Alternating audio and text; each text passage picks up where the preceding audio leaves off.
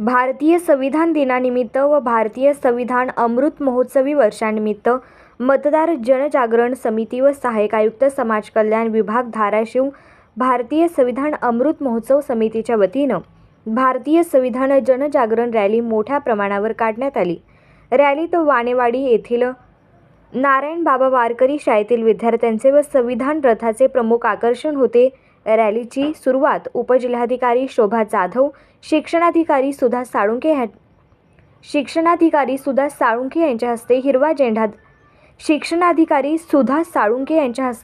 हिरवा झेंडा दाखवून झाली। संविधान उद्देशिकाचे सामुदायिक वाचन करण्यात आले।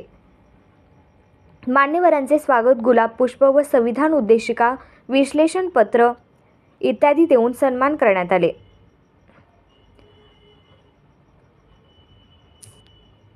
मान्यवरांनी आपापल्या मनोगतातून संविधानाविषयी